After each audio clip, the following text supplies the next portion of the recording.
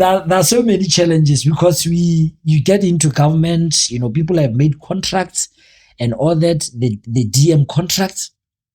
Just that we have been very careful on how we project our message to our people, because we have the social contracts that we have with our people. We promise them whatever that we promised in our social contract, in our manifesto. Yeah. But we got into power and we realized that people have made long-term, contracts with contractors, and every week, we take a lot of money to pay, contractors who are doing all those roles, especially in the development manager model. So that's the most, challenge that we faced when we assumed power. I don't want to talk about the geopolitical tensions, the diamond sales, because we have the geopolitical tensions, we have issues of the synthetic, diamonds. We also have the submarine trade tensions between South Africa and the US. We also have the just general, the global trade tariffs between the US and other countries. So when you take all these things into cognizance, you realize that we got into power, and we just got immediately into a very deep.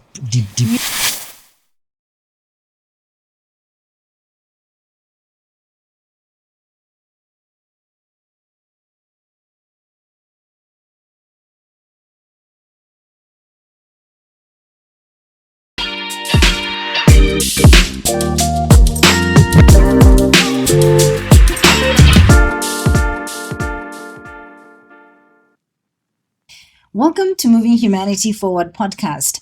My name is Cathy Malejane, and we have trendsetters that come through and converse with us. We like to speak to people who are change makers, and certainly our guest today is one of those. Now, he's worn different hats.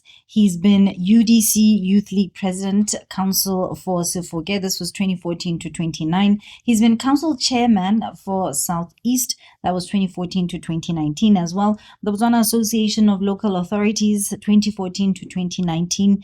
The Chairperson of Bamalete Lutheran Hospital, 2015 to 2019. My guest currently is studying. I'm not sure whether this is now for his degree. He does have currently a certificate in public finance management. He's got a degree in political science as well as public administration, as well as a certificate in leadership and governance. I think at this point, you're aware, we are speaking about Mr., or should I say, Honorable Phenyo Mokete Segokgo. A very good afternoon to you, Honorable, and welcome to Moving Humanity Forward podcast. Good afternoon, Kathy, and a good afternoon to our viewers, and thank you for the invitation. I'm excited to have you here, Segokgo, and I need you to know that I wear a hat. I call myself #CuriousCath. I need you to know that I have photos of you. I had brought you to my show. It was called The Cookie Jar. And you had come for a segment that was called King of the Cookies. And I was asking you random questions. Today I'll try to make them a little less random, but please just start off by telling us a little bit about your journey into politics, and then take us into your first year. I believe this is the first time that you've actually been a member of parliament. I know you were serving as a councillor back the last time where we engaged in terms of you being in politics. So maybe take me through why politics, how you got into it, and take me through your first year. Okay, no, thank you very much. As you rightfully said, I'm a young man. Born and bred in the village of Tlokweng, about 41 years back. And throughout my life, I've been in, a couple of leadership positions. Junior secondary school, I was elected or chosen as a head boy. Okay. In Matlala JSS. And I was also a very strong debater in junior secondary school. And in early senior secondary school, I was in the SRC. Then I was running the portfolio of entertainment. Then immediately after my Form 5, I was also a strong debater. Immediately after I completed my Form 5, I went to University of Botswana, where back then I was in the BDP. Then I was elected as the Secretary General of GS26 by then. And also we formed a very strong debate club in the University of Botswana. There was also, a very big organization called Botswana National Youth Council. So when we cascade down, there were district youth councils at district level. I was also a very strong and avid member of DYC during those time. Then immediately after I completed my degree, became active. We formed a breakaway party of the Botswana Movement for Democracy, where I became the first youth league president of BMD. In fact, I was also the interim youth policy director by then. We were formulating policies with the current vice president by then. Then now 2012 I was elected as the BMD Youth League president. Then immediately subsequently after that, I was elected as the first UDC Youth League President. I was also elected Secretary General of Africa Youth Liberal Network by then. Wait, so your journey was BDP, then BMD, and then UDC? Yes, but BMD and the UDC just one and the same thing. Okay. Because by the UDC, was remember, under is a coalition. Yes, BMD so was just under one UDC and at the time. One and the same thing. But Yes. I always tell people that I only joined two parties. It's just the BDP and the UDC, because the BMD and the PNF are they are in they form part of the coalition. But BMD back then, because they are no longer part of the coalition. The 2014 I was elected as a councillor. Immediately I was also elected as a council chairperson, and I was also elected as a Bamalete Lutheran Hospital board chairperson, and also an executive member of Botswana Local Authorities Association, BALA. I was also executive member of BALA. Then we went on and on. 2019, we lost elections. We just dusted ourselves off, prepared for 2024. If you remember my post on Facebook telling my comrades to accept defeat and move on, so that we prepare for 2024. Then 2024, but residents of Tlokweng just decided to vote me as their voice in Parliament. And currently in Parliament, I'm serving in about 5 committees.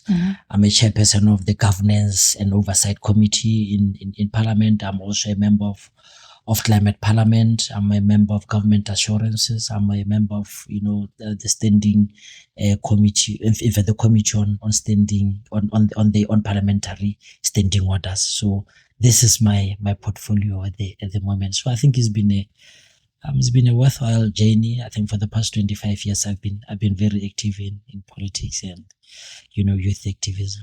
I mean, if we do the maths, that means you were 16 when you started sort of dabbling in politics. Yes. So you were always very conscious. I mean, given that you have this degree in political science and public administration, you knew that's what you wanted to do? Yes. Why? What's the big drive? What wakes you up in the morning? What pushes you? I think yes. It's just a fusion of both, because also yes, I was born in the family of politicians. My legacy. uncles have been in councils and all that. My cousins have been in Parliament. So I think it's just a fusion of both, because maybe I got inspired because of my family members, who were very active in politics, and maybe just also the drive, to the eager, to change things, just being at the top of things, so that you can be able to make that change. When you are worried about how things are going in the country, you tend to have that drive to make things happen, to make that change. Because even in the BDP, we are called the anti-establishment or faction of the BDP Bharata Party by then. So obviously we are still, pushing for things to happen, pushing for change in terms of youth development, employment opportunities for young people, landless youth. We are pushing for all those, amendments, pushing for those, changes in how things are structured in the country. So I think it's just a fusion of both. Okay, it's a fusion of your personal, I wanted this, versus, or as well as your family having a legacy to a certain extent. So, Member of Parliament for Tlokweng, talk to me about what that has been like so far. I know that I noticed personally just in February, and shortly after you took office, we had these floods. I must say I was very impressed with your response. So maybe just take me through some of what it's been like. It is a year, we're now in October, so about a year that you've been in that particular position. In July 2024, we were having a preparatory meeting in Jwane. And the vice president was presiding on that meeting. We were doing our policies and finalizing our manifesto. Then he said, comrades, we are going to take power in November 2024. But immediately afterwards, January, February, people will be very impatient because they're still going to want that 4,000. They're going to want that 2,500 and all that. And we have to prepare for that. So psychologically, I've been preparing myself. I know even after assuming power, taking power, it's not going to be easy. But before you do implementation in the policy process or in the policy making process, there's what we call agenda setting, the formulations, the policy designs and everything before you get into implementation, monitoring, evaluation and that whole cycle.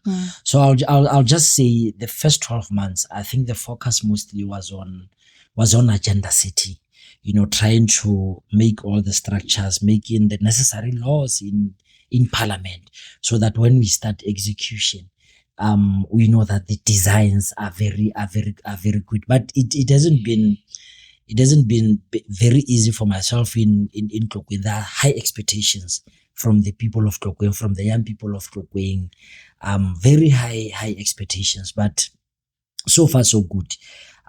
They do understand because I'm an avid community builder, so I engage my community frequently, almost every week. Someone was telling me this past weekend that I've never seen a member of parliament who engages a community like every week, even when things are bad. Remember, you should check my first Facebook post for last night. I was telling people that we have water and power card. As a leader, you just have to be in the forefront and you have to take accountability of whatever that's been happening. But all in all, because as you know that two segments of government, there's the central government, which I take care of, and also the local government, my councillors, your council chairperson said, but we've been doing very well.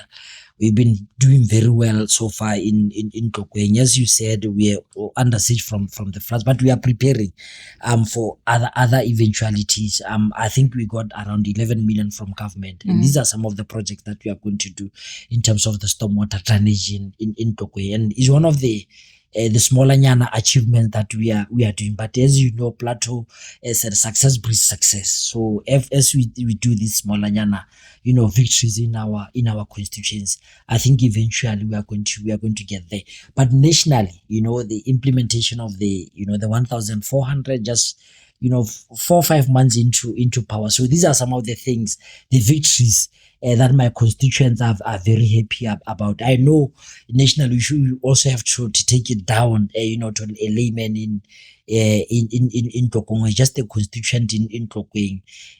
So I think so far so good. We are not really bad, but there are so many challenges. I was about to say, you mean you have no challenges? You make it sound like it's a walk in the park for you. There are so many challenges because you get into government, people have made contracts and all that, the DM contracts, just that we have been very careful on how we project our message to our people, because we have the social contracts that we have with our people. We promise them whatever that we promised in our social contract, in our manifesto. Yeah. But we got into power and we realized that people have made long-term contracts with contractors, and every week we take a lot of money to pay, contractors who are doing all those roles, especially in the development manager model. So that's the most, challenge that we faced when we assumed power.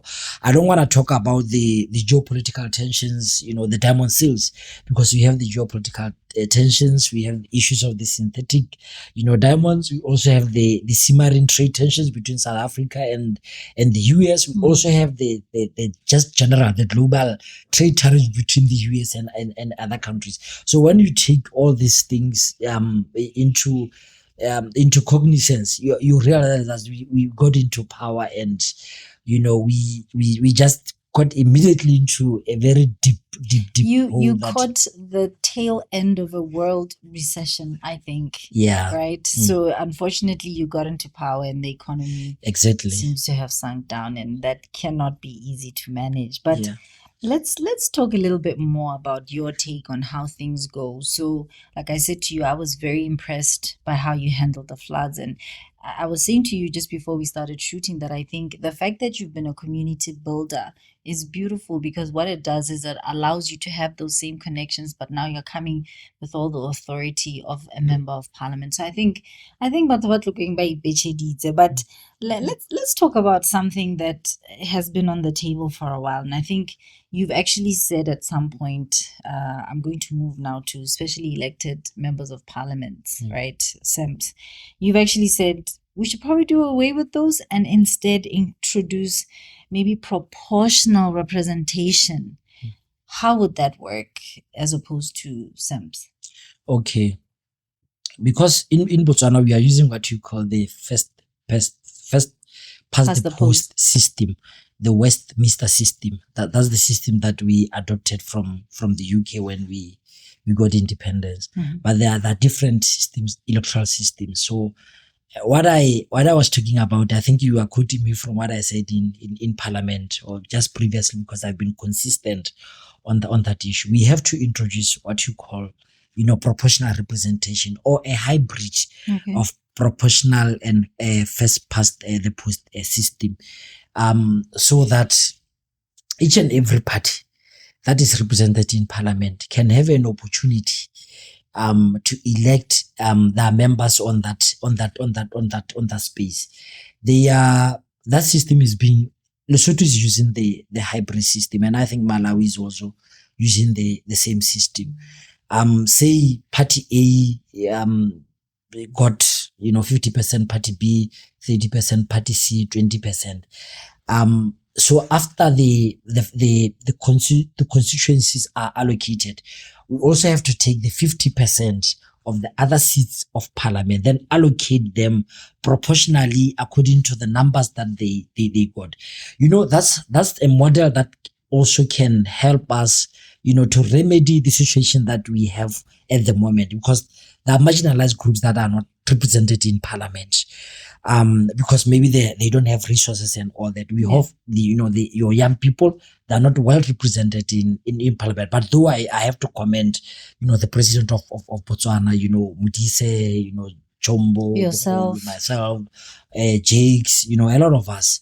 Even also the opposition parties, Furniture, Bush Dr. Luis and all that. Our parliament is not that bad. But in order also to achieve the SADC protocol of the 30% of women representation in parliament, I think this is one of the the medicines that we can use to cure that that issue, and have a proper representation of women in parliament, have proper representation of young people in parliament, have a proper representation of disability organizations in parliament, and other marginalized groups. But what I'm happy about is that we had a conversation with the president, because as the ruling party, we have our caucus and all that. But the way I see his tone, I think that's where we are moving, because remember that that constitutional bill amendment came to parliament, was tabled in parliament. I think currently it's being debated in because these are entrenched clauses in the constitution. We cannot amend the constitution without passing it through ratification of So I think afterwards, when you get into the actual constitutional amendments, I think when I read the tone, or listen to the tone of the president, I think that's where we are moving to, and it also trickle down even to local authorities, even in councils, so that we can see a proper representation of those marginalized groups. So I'm still up to that. I'm very consistent on that. I like that. Consistency is certainly something that is desirable, but not necessarily what we get from politicians. So I'm glad you have that. Now, let me take you to an issue that we saw you at the front of this protest/march where we actually had Rasetlomo on the podcast speaking to him. So we saw just the nation standing up and saying, listen, we're not happy about this. Let's do something about it. And we saw the newly appointed minister coming on board and saying, okay, look, we're going to do 1, 2, 3. A lot of people have expressed they're not happy. But a lot of people are saying, listen, we managed to get the former CEDA CEO suspended. What's your take on all that happened? Yeah, I think I'm quite happy with the decision of the minister, because a lot of rot. First of all, why did you take part in that march? We are a very liberal government. In fact, we had that conversation in our secret group. Young people are protesting, but how are we going to react as a government? More so that we were talking about these things before we assume power. Yeah. Then we just decided that a couple of members of parliament can just go and support them. But even without the approval of the secret group, I was still going to support them, because remember that even before 3 weeks before parliament, I was arrested and detained in police when the bill of yes, I remember there was another march. I've been in the west of Botswana. I've been arrested more than 3 times, so I'm used to that struggle of voicing out concerns of the people. If you remember also the protest march of Homolumo Motsaledi, I was also incarcerated. So I'm used to that, because I cannot stand enjoying myself in the comfort of parliament when people are suffering outside. So we had a conversation, and even the executive of our party said, no, just go out there and support them. And remember, it was not the last time. We had a protest of DDT college students about two months back. Our members of parliament went there just to give them solidarity. We had a situation also in Marina. Our members of parliament went there just in solidarity with what is happening. So as much as we are in government, we are privy to all this, to these issues. Even if people are worried about something, just go to them, listen to them. You don't have to detach yourself from the masses, because you're not gonna know what's really happening on the ground. So I think I just felt I have to do it for my people. I remember it was just after elections, so it was quite a test. So but we had to be up for that particular test. All right, having this conversation, I wonder, does he still get to keep the title honorable if he's got a record? Am I speaking to a convicted felon? Don't go anywhere. This is Moving Humanity Forward podcast. We'll be right back.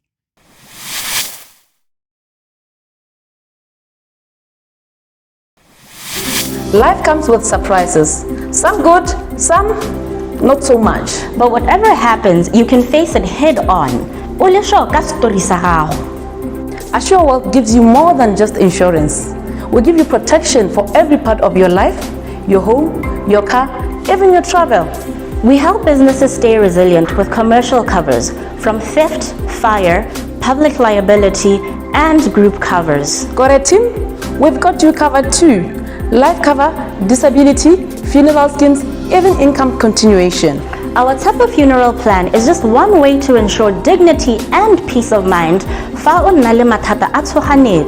Need cover for travel? Done.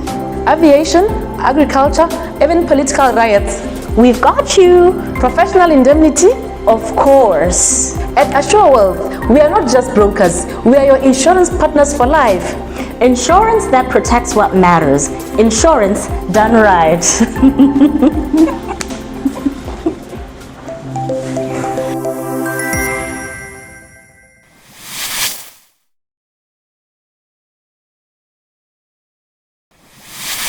Welcome back. This is Moving Humanity Forward podcast.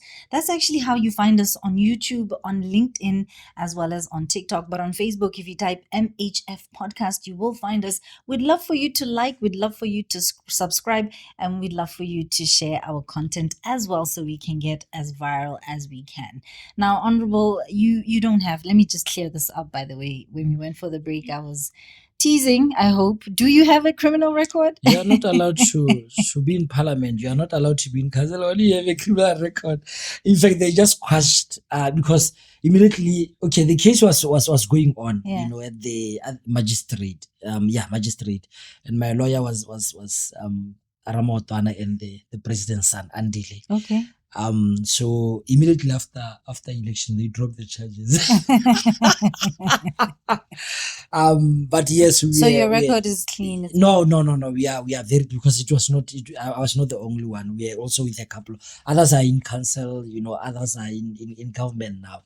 So I think 5 of us were charged. The other one is a councillor in Gaborone City Council. So they were saying that we were, I think they were saying, it's common nuisance or whatever, this small charges and all that. But immediately after elections, then they called me and they dropped the charges because you are also a human rights government. Right. Yeah, because it did come down to that at some point. Yeah. But now, speaking about this government, Sekgoko, let's talk, Honorable, about the manifesto. There are a couple of things that have been spoken about, and I want to know the time frame that you see them happening, if possible, and just your thoughts, because I remember so many people saying, "Ma UDC ba maka 4,000 pula ke maka ha e kgona ho diragala ba ra ketsa," right? And at this point, I want to believe those people are saying, "Yeah, we told you, See, they're not delivering," right? What do you have to say to that? About the 4,000? Yes, so let's start with the 4,000. And then the average salary of 10,000 pula. Oh, okay. Do you know that the bargaining council, they just finished the negotiation talks. And that's where we are moving to. I know one of the issues, they were saying that we just have to pay the 4,000 as a salary. But the government, there are other allowances that we are bringing in the table. And when you calculate all that money for government employees, I think by now each and every government it adds up to 4,000. That's where we are as government at this particular moment. And the president is very clear. He was very clear even 3 weeks before that Dumai firm. That Dumai firm interview that was trending. The president said, companies and institutions that are doing well, economically, financially, then when we analyze, the financials of these companies, and we see that they can afford to pay their employees 4,000, we are going to start with these companies. And I can confidently say at this particular juncture that companies, they are also at the forefront of the UDC. So many companies, they are already paying immediately after we assume power, companies where your downgrading, your choppies, and the other filling stations, they were already at the forefront, saying that, no, we are already paying, we started paying our employees 4,000. So that shows that it's very possible to reach there. And the president, he also confidently said, I think 2 months back or so, that as we look and invite, foreign direct investors into our country, we are going to coerce them to pay the 4,000. He talks up when he said that it in Tataki mine, when he was opening Tataki mine, he said, these people are starting to mine, our resources, and they are going to employ our people in Francistown all over the country. And they have assured me that they're going to, no employee is going to get less than 4,000. So I think this is the trajectory that we are taking as a government, and we are on the right path. I can confidently say that. But of course, I know people are asking, when is the law coming to Parliament? Effect, yeah. So, but we are on the right track on doing that. I think our drafters are already busy on that, so that we can do. He said we are going to do it. The president said we are going to do it as a phased approach. The first phase of the big companies, second phase, up until each and every company in Botswana can be able to pay the 4,000. They remember one thing: in order to do that, we have to stabilize the economy and open up the opportunities, for the country. Because these companies, we have to activate the economy, bring up, stimulate the economy so that these companies can be able to afford to pay the 4,000. That's why we are talking of the 24-hour economy, so that your hotels, your lodges, your clubs, the financial sector, there's that economic activity. That economic activity is going to instigate now, is going to stimulate, these companies now to pay the 4,000. The 4,000 wage. So even the 10,000, average salary, we are talking about the 10,000 average salary. Of course, after everything is stabilized. But when there's so much activity, the president is very busy. Even now, he's in Geneva, he's been UAE, he's been in Oman, trying to bring this, foreign direct investors so that they can create, employment opportunities. After doing that, when there's so much activity in the economy, then we are going to get to our 10. But I'll say we are on the right. I know you were asking me about a time frame, but I cannot commit myself on a time frame now.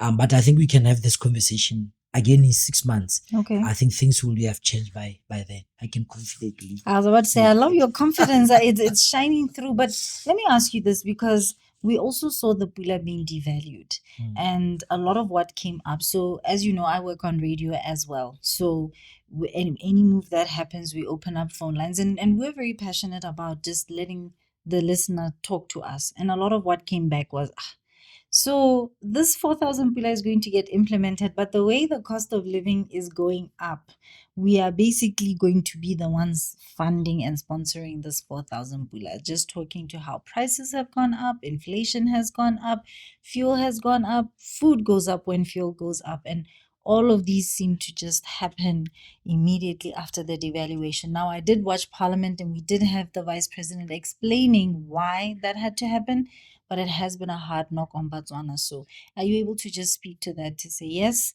4,000 Pula, look, the economy is pushing for it, but there is this blowback that's happening as well? Do you know that when a different government takes over, do you know that things can just go wayward? You know that, but for the past 12 months, we have managed to stabilize this economy, and I don't know why people are saying inflation have reached the upper bound or the lower bound in the objective range. We are still in the medium term. We are still between the objective range. We have kept the MPC, Monetary Policy Committee, the objective range of 3% to 6%. We haven't gone lower bound or upper bound. So that means the economy is still stable. Inflation is still stable. But there was no okay. For the past 15 years, because there are different regimes of currency in all the countries. But in our country, we use what you call the crawling peg. That means every now and then, every 6 months, we have to adjust our currency so that we can be able to trade and compete with other countries. So we've been doing that. I think ever since 2005, Bank of Botswana have been doing that. January 1st, we have to adjust. Then mid-year, we have to adjust. But let me tell you something. There are people who are just opportunistic in businesses that are opportunistic in nature. So they took advantage of that, devaluation of the Pula, and inflated their prices and raised the cost of living. But remember that Competition Authority, which is the right authority to take care of those kind of things, they issued even a statement that all these retail shops, they're not supposed to increase their prices. But I also have to also admit that yes, cost of living have gone a little bit up, because the economy is stagnant. It's not growing. In fact, I think I was reading a report, I think last week, they were saying that when they project, we might even go 0% or even negative 1%. But they're saying that we are going to bounce back in 2026 towards, the last quarter of 2026. It's bound to happen when we don't have, sources of revenue. Like currently the diamond sales when they are dwindling, we are bound to do that, because obviously, other countries, it's called, expansionary and contractionary fiscal and monetary policies. We have to see what we can do so that, we can be able to increase the fiscus. And sometimes I have to admit, like I said, it can even go down to even, our people, our hustlers in the country, even business people, and obviously to our household. But it's not that bad. For the past 12 months, we have stabilized. We have really stabilized the economy, because inflation, there are a lot of factors. We've been increasing electricity. Remember that we increased, but solely because we found a debt of around 2 billion that was made by the BDP at Oscom, and we have to do something. So sometimes we have to go through that painful exercise before, after turbulence, before we can land very well, and things becomes very smooth going up there. But I think we are going to achieve whatever that we want to achieve. But I just wanted to clear that. In fact, I was talking about it earlier on in Parliament. That's so that we don't confuse our people when we talk about different currency regimes. Let's just go for a flexible regime like in the US, where we just leave our currency, just to float, be flexible in terms of tradings and all that. But there's a lot that I can.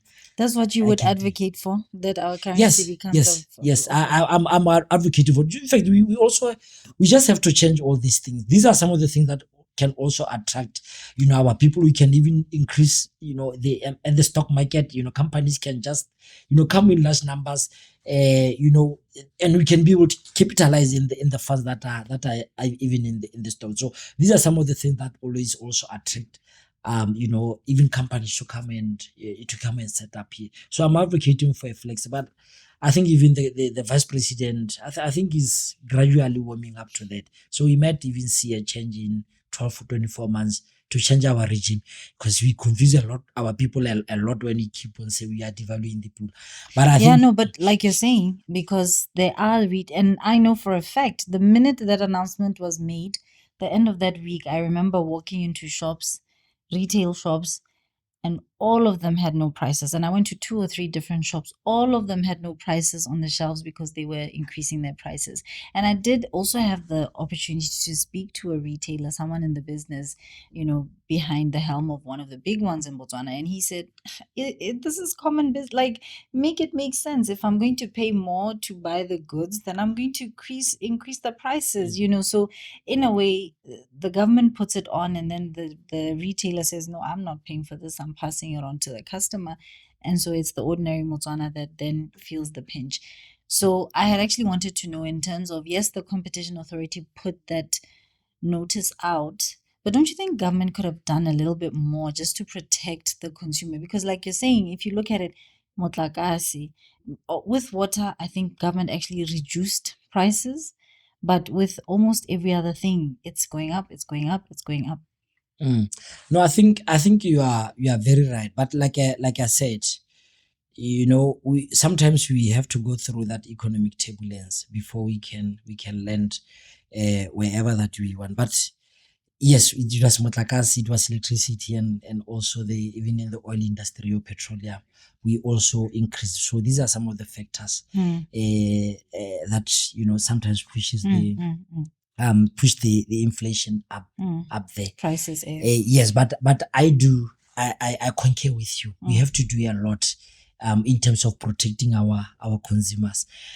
But also remember that, because we also have to admit, even I think the shortfalls that we have in our economy. there's what we call the Dutch, disease model. We are, I think, in Botswana, because we are under that model of Dutch disease, because we've been dependent on only one commodity, and that is the diamond. So when we devalue the power, the diamond, because we are trading using the special drawing rights and the USD, we just want to put our focus on the diamonds, that we devalue the diamonds, so that we devalue the currency, so that we can benefit in terms of also the diamond sales, and also the trading between the commercial banks and also the Bank of Botswana, the central bank, because the devaluation of the pool at macroeconomic level, it deals with the commodity prices, and also the trading between the central bank and the commercial banks in terms of their what you call the SDF, your deposit facility, and also your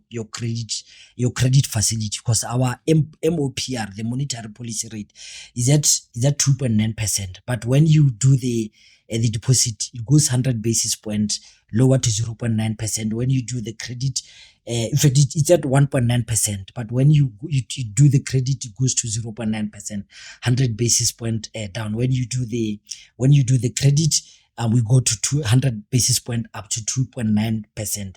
So it also deals with that aspect, the trading between the commercial banks and also the central bank, because they do that trading in every now and then. And there's a very big component that is stabilizing the economy, the central bank. Because one mistake, if those commercial banks can keep on, taking the foreign reserves in our central bank, we are going to wake up morning, you try to get into a filling station, and you find that a petrol per liter is 100 pool, and that's how we collapse the economy. So we have to be these are delicate economic matters, so we have to be very careful when we deal with those issues. That's why I say for the past 12 months at least we have stabilized the economy. Salaries are on time. The prices are not really bad.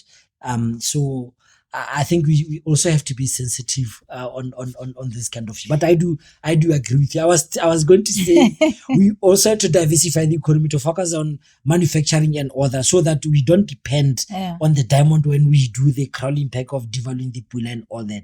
Other sectors of the economy have to grow so that we don't depend solely on diamond sales. I almost want to give this a little bit more time, because we must concede the fact that this is a new government, and this government has come in, and I want to believe found what they were not expecting. So even as you gave the example of the debt that we found, or that you found coming in from Eskom, coming in from the previous government. So this has been something that's been put across. I think we had a guest recently who said, why instead of doing what was done, didn't we just say, what? It's not going the way it should be. Let's all these promises, because I want us to go through, the students' allowance, the old age pension, the promise of accommodation, the promise of employment, and I think water, you've already cut the tariffs by 30%. So I think that one is a good one. And then the free sanitary pads. So I know we don't have the time for it, but are you able to just go into, given the fact that you made this manifesto was made not necessarily knowing what was on the ground as far as finances are concerned, what would you have given first priority to? Or are you happy with the way things have rolled out? What's your take on all that? No, I think so far so good. It was really bad. It was really bad when we assumed power, because I spoke about the contracts that the previous already regime, existing. But we had to prioritize. Remember that the budget cycle is a very complex process. When we got into power in November, the budget that the vice president presented in February, it was already at the tail end. But we just have to tweak, around, so that at least we can, put in our, align with our. Wait, so you mean the budget was actually drawn by the previous government, and you didn't really have much say about? Do you know that the 2027-2028 budget process is already It's already underway. So that is what you're saying. Yes, it's an 18 months process. When you do, including the audits, everything, formulation, everything, ministries, departments, and so it's a 18 months process. So when we assumed power, it was already what you call the budget strategy paper was already out, but we just have to get in there so that at least it can align with such certain aspects of our manifesto. But we had to prioritize. The president spoke about it, that the Minister of Finance, they said, no, we don't have even money to pay all these people, but we have to prioritize our old people. At least we paid 1,400. That's number one. We promised the students at 2,500. But our manifesto talks a lot about technical and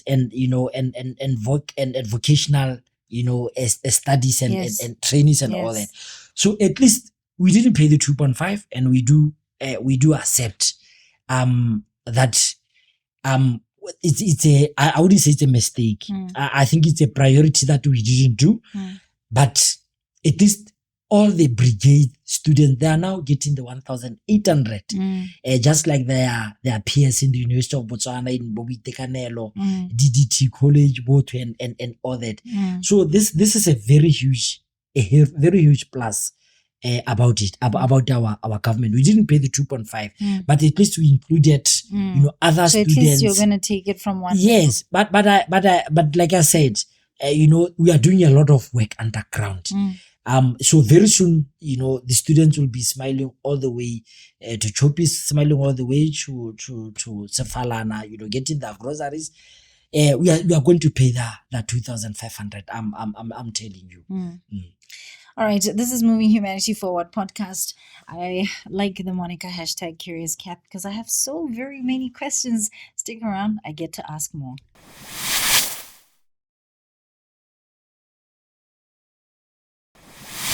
Life comes with surprises. Some good, some not so much. But whatever happens, you can face it head on. Assure Wealth gives you more than just insurance. We give you protection for every part of your life, your home, your car, even your travel. We help businesses stay resilient with commercial covers from theft, fire, public liability, and group covers. Got a team? We've got you covered too. Life cover, disability, funeral schemes, even income continuation. Our type of funeral plan is just one way to ensure dignity and peace of mind. Need cover for travel? Done. Aviation, agriculture, even political riots. We've got you. Professional indemnity? Of course. At Assure Wealth, we are not just brokers, we are your insurance partners for life. Insurance that protects what matters. Insurance done right.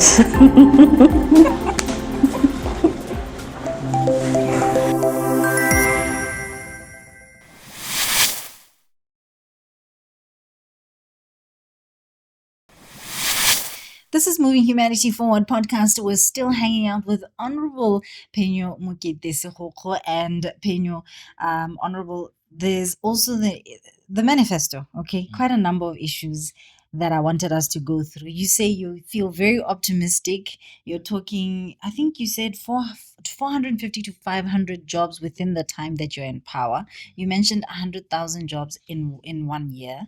You've touched on the students' allowance. I think you've touched a little bit on the old age pension, so I won't get too much into that. But then there was also the issue of a national community service, sort of an improved Ipelecheng, and I think there was a 2,500 Bula.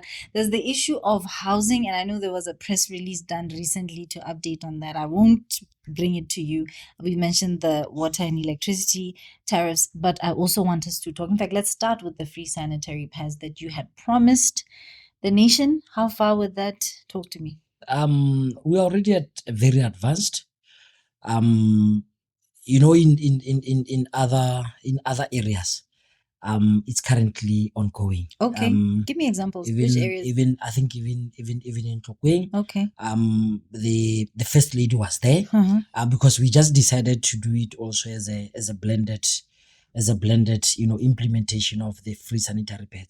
The office of the first lady, she also has a responsibility for humanitarian work and philanthropic work and all that. So part of the part of the the implementation was taken to her office. And she did a lot, even in female prisons and all that. We already advanced. There was a tender that was issued, I think around April, because this year. This year, because the BDP was very smart. When we were talking about the free sanitary pad, they were already running a tender, for free sanitary pad. So we awarded the tender, I think around May or June or so, I think June, July or so. I'm not sure when it was issued, but the tender was there. It was awarded. So I think we already advanced. Wait, so you found a tender already awarded? It was because the tender process is a very long It's a long process. one, yeah. So you found it already on. Yeah, it was already. So you ongoing. jumped in, and it's like you are finding this deal already on the table. Yes, so that's how we just decided whatever that was there, because it was also aligning with our manifesto. Yes. We just decided to Continue. award and going to continue with it, because it's not a bad thing. Just like other DM projects, these are noble projects. We don't have to shy away, say that BDP project. At the end of the day, we are all Botswana. So some of the projects, even most of the projects that we found there, we implemented them. But let's talk about the 3,500 Yes. that we spoke about. And by the way, I think that's a very good move to say, if this is a good project, more so this is something that was in our manifesto, let's do it. Doesn't matter who was implementing it. I think I really want to applaud you for that, because I think too much of the time you see things from scratch just because it came from someone else's hands. At the end of the day, let's do what we can to continue it working. I think that's very commendable. Exactly. Yeah, you asked me about the national IP. Yes. For IP for Ipelege. We have already started. We have started training. Ipelegeng, tell me how this Ipelegeng works, because what I know about Ipelegeng is not permanent. It's like rotational. It's rotational. So is it the same model in Njalo, and then now instead of, was it 400, now they're getting 2.5? No, we are. In fact, it's not 400. I think it's around. Is it 650 or so? Okay. But it's 800 now, because we are giving them that money for Mabuhinya and the soup. So I think it's around 837 or so. But what we are saying is that we have to train them to do your plumbing, to upskill them. Company. Yes. Yeah, we are upskilling them so that they can have, we stop with the rotational Ipelegeng, or that they can be able, when they the schools are vandalized, the halls are vandalized, the roads are dilapidated, they are in a pole position to be able to get there, patch our potholes and all that. So the training is already ongoing. The Minister of Local Government is already training our. Is this nationwide? Yes, nationwide. In Tlokweng, they graduated I think 3 months back or so. So in all councils, that's what we are doing, because we are preparing them so that as soon as we have recovered and the sources of revenue are we are injecting a lot of capital in the fiscus, we are ready to implement it. So it's something that we are doing. The 100,000 housing, I don't want to talk about it, because it's very clear. Each and the Minister of Housing, of Water and Human Settlements said that each and every constituency, we're going to start with 1,000. But come on, Kev. The tenders are already there. People are awarded tenders. Even in my own constituency, I can confidently say in Ramfura Ward, it's awarded. The company is there. They are already, having briefings with that company. They said that before December they will have started. It's going to employ a lot of people. So this is under the Bono scheme. Yeah, under the Bono scheme. So we have already started in Gaborone, in almost all the constituencies.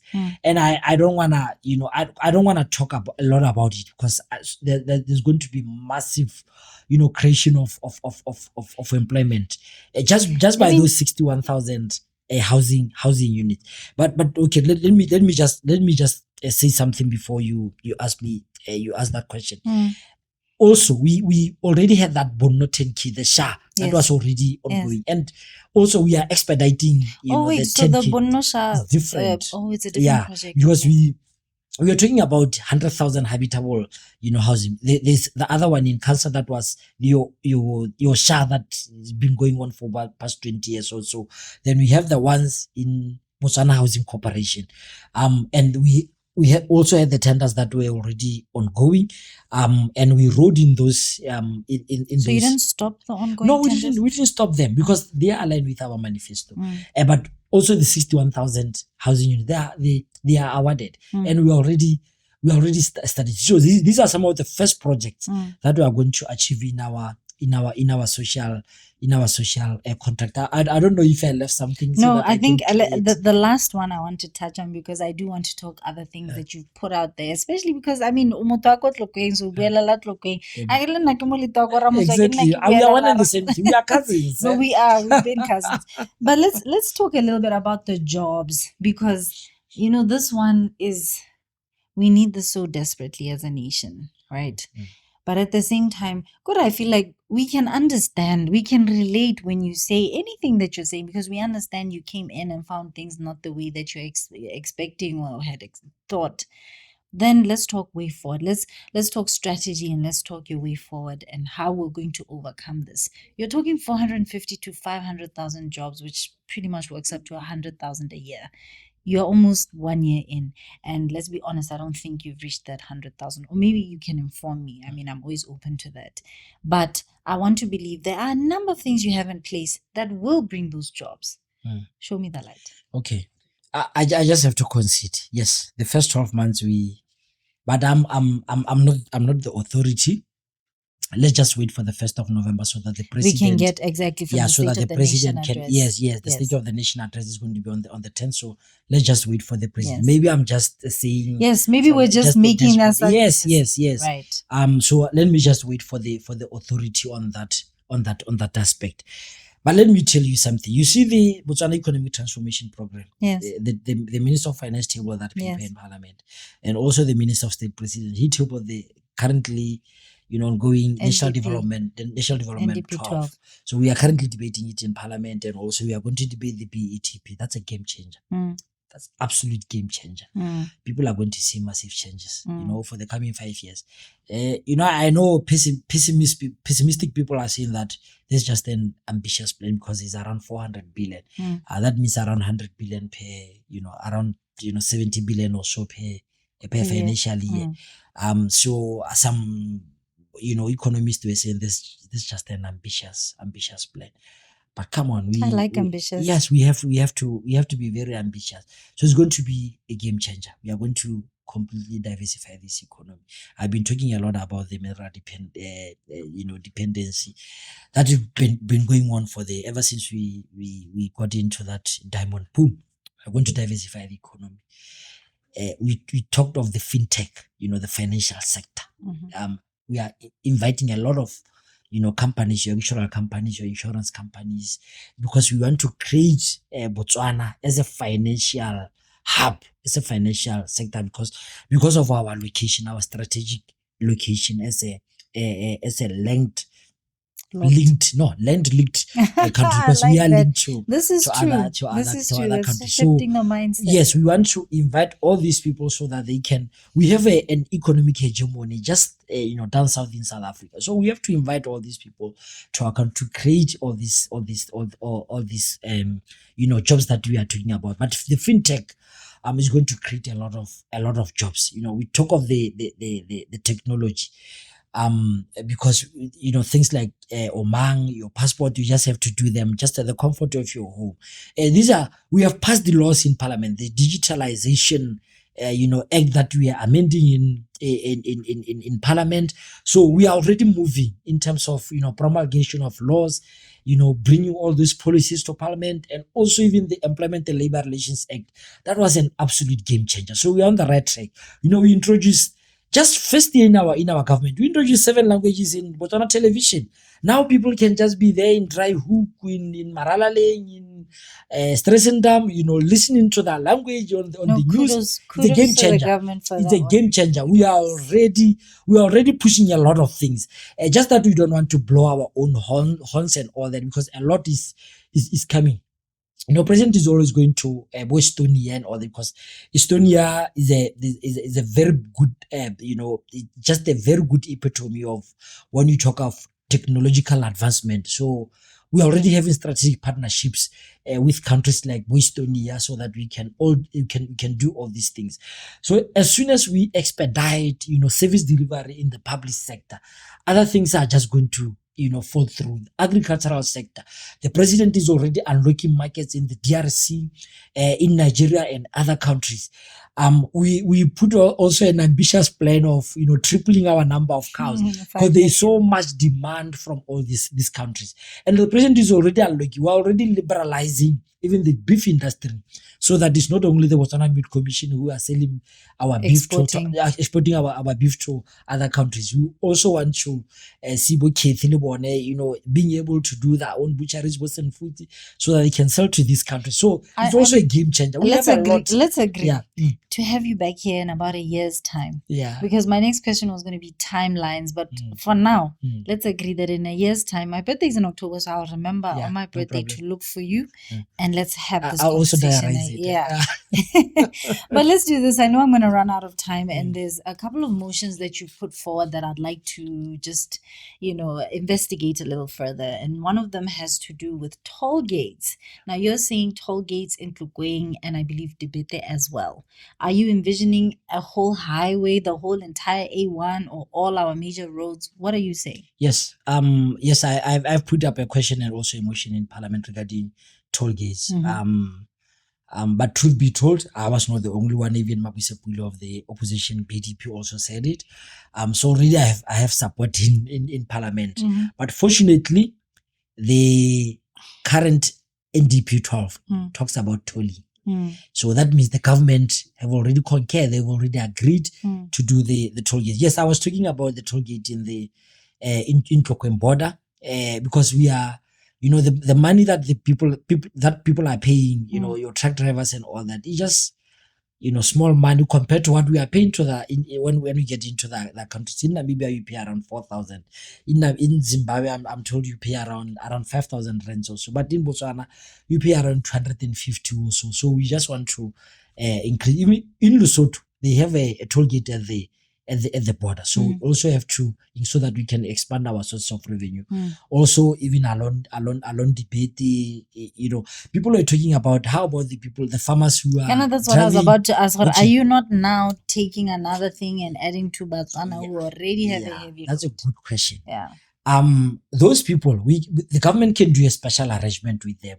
When you going to Katala your car monthly, yearly, you can also pay that meagre amount, maybe 100 pula or so.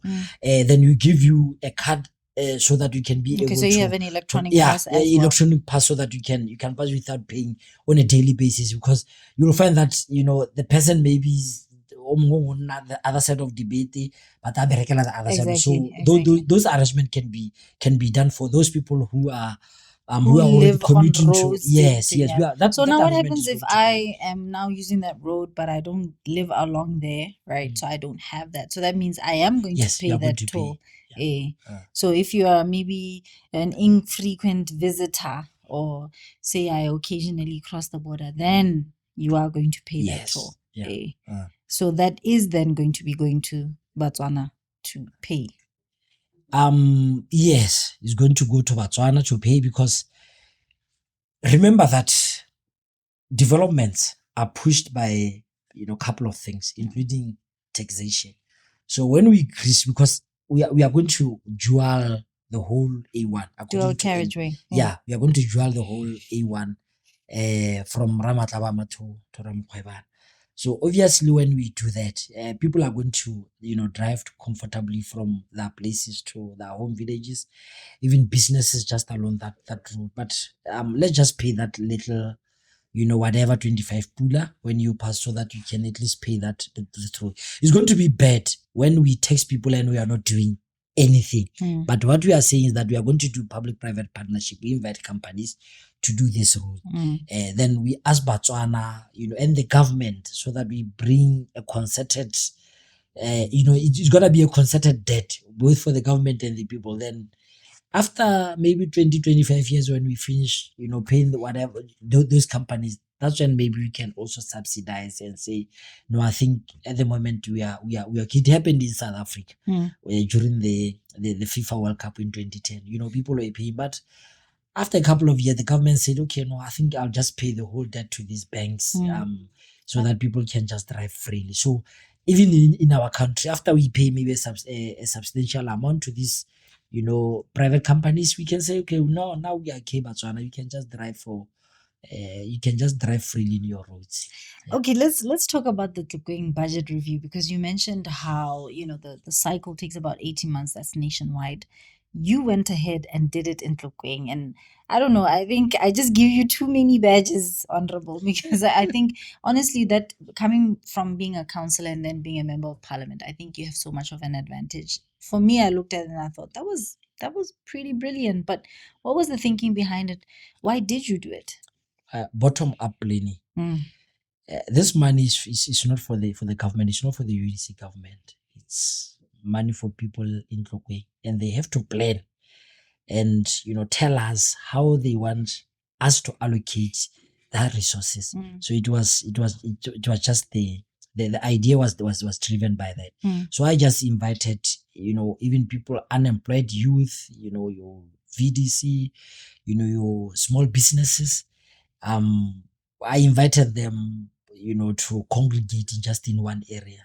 Then they guide me and the government on how they want whatever that we have to be allocated equitably across the country. So it was the idea, because I don't want to get in parliament, the debate, whatever that is coming out of my head without engaging the people. So I'll be doing that every year. We are already preparing for February, and it was the first of its kind, as the vice president also said. This is the first of his kind. Do you have a model so that other people can emulate if they want to? Yes, yeah, no, they can. They already, in fact, I think in Mulepole they did something similar to that in Mulepole South. But we have to engage people every now and then, as we do all these reports in parliament. People have to know at this particular juncture, how is the balance sheet, so that was the idea behind all that. Because remember, even when the budget is tabled in parliament, it's only a draft up until towards the end of March. That's when it becomes an act of parliament. So I had to engage them before we ratify, before we agree on that budget. They should have a voice. They should have a say on how they want their resources. Are you going to do that forever? Yes. No. I'm very consistent on my project, so I'm gonna do it forever. Let's talk about something else that you've spoken about, and I want to see if you're going to stay consistent, because you've spoken about the bloated civil service, and this is not new, by the way. I can remember as way back as 2010, where the IMF came to Botswana and said, "Look, your wage bill is crazy." And I recall at the time, the former president said, "No, we're not going to mess with the wage, like the size of our wage, our workforce. Basically, we just won't put the raises that we would normally implement." That was 2010, like I'm saying. We're now in 2025, and the issue of wage bill, you're talking about how people get paid. We've heard the reports. I have never actually seen the actual LA story, but they've just been these rumors. That's why there's the segregated payments. People are not paid months on end. We know certain district councils haven't been paid. We know certain workers haven't been paid. But coming back to the civil service, what is your take on it, and what should we do? Okay, technocrats are very shrewd and very smart. They told you that the civil service is bloated, and of course after even the structural IMF, the Bretton Woods. Let me just put World Bank and IMF. You are also a politician, so we must also remember politicians are very smart. Yeah, so they were saying that we have a bloated civil service, and I do agree.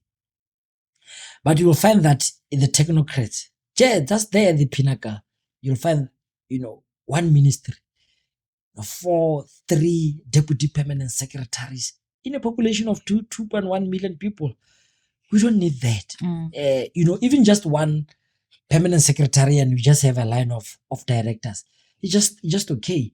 But I think I was talking about the new public management, so that the way we do our public administration, in order to do a proper efficient service delivery, we also have to cut our civil service just there at the top, and those people are earning a lot of money. Wait, so you're saying let's cut the top? Yeah. Who exactly? No, I give an example because these are the people that I work with on a daily basis. I look at them, and also I also have an authority, which is the UDC. Yeah. But that's my opinion. Obviously, the president won't have any problem because he said no. You just have to feel free, whatever that you want to say. Yeah. Just say it. But this just there at the top. Just the top. You'll find that we have so many undersecretary, deputy permanent secretary, this, and you check the number of employees, so even the services of that particular ministry, you'll find that even just one person can be able to run this ministry efficiently without all these deputies, without even some of the directors. But I'm a strong proponent of saying that your security guard, your cleaners, your garden, because those people are not getting a lot of money. So the Minister of State President was saying that. But I do agree that there at our people, at the people who we always say they are not educated or whatever, I don't know why people are saying that. We have to include them in the civil service, because obviously we had outsourced to various companies. The security companies are not paying these people, cleaning companies, even the these garden companies or whatever, they are not paying these people. So okay, let me interrupt you there, because if I'm understanding you correctly, you're saying the civil service is not necessarily bloated, it's just the top tier. So maybe let's cut down the top tier, and then if anything include these other services. Let's not stop outsourcing. So just to speak a little bit to outsourcing, because I've actually had the privilege of having a conversation regarding that, and you mentioned old contracts. Do you not think that is why these people haven't been getting paid, because of the old contracts that were already in place? Because I did speak to somebody who spoke security, and he was saying, look, our hands are tied. We haven't been paid. This is the story. It's the old contracts. So is this not something that should be a conversation? Because you're saying your opinion. It's not a law, an act or anything. It's an opinion. But I know with regards to stopping the outsourcing, that's something that has been spoken about, and it looks like it might get implemented. Shouldn't there be a conversation first? Yes, I agree. There are a lot of old contracts, because even before we assume power. So then shouldn't you look at those before you say, hey, people are not paying people? Shouldn't you stop and say, but why are they not paying? Yes, and I do agree with you, because we also had a couple of complaints from these companies. They were saying that the government is not paying them, and we don't want to find ourselves in this conundrum towards 2028 or 2029. That's why we are saying, let's just finish this contract, and we are going to do a blended approach. We are not saying we are. The minister is not saying we are completely stopping outsourcing or whatever, but we have to do it as a blended approach. Putting our people in this position so that we can create employment opportunities. But I wish I could just demystify and expand on how employment is an instigator or a stimulator of economic growth. But I'll do it we'll hopefully find next another year. platform. But I was saying, people shouldn't get skeptical or shouldn't get scared that we are going to this is the socialist government, so obviously they are going to do everything or whatever. No. There's still a couple of things that we're still going to need, because even the BTP is talking about, the NDP is talking about a private sector-led economy. So we are going to do a blended approach. Yeah. People you and I should find a space to debate this one somewhere else, not here. Okay. But let's close off, because Tlokweng is actually celebrating 145 years in existence. I want to know what you're doing to celebrate, and let's close off our conversation in 30 seconds. We are absolutely out of time. We are doing a lot. 29th of November, we'll be doing a very big celebration in Royal Area Stadium. We have invited our cousins from South Africa, from from Lesotho, from Zimbabwe, from Tobani, from Ramotswa. I was about to say, don't forget your Ramotswa cousins. Because we have Batwaka in Ramotswa. So we have invited a lot of people. We have asked the vice president to be the guest speaker at that particular celebration. And also, we'll be celebrating 200 years. Kgosi Gaborone was born in 1825. Wow. And he's turning 200 years. So we are celebrating 145 years of our transition into this land, and also celebrating Kgosi Gaborone. So it's gonna be a very big feast, and you are obviously invited to that feast too. But we are doing a build up, a lot of activations. So we had a marathon this past weekend, and we are going to have a lot of activations, your football tournaments, your choirs, and everything.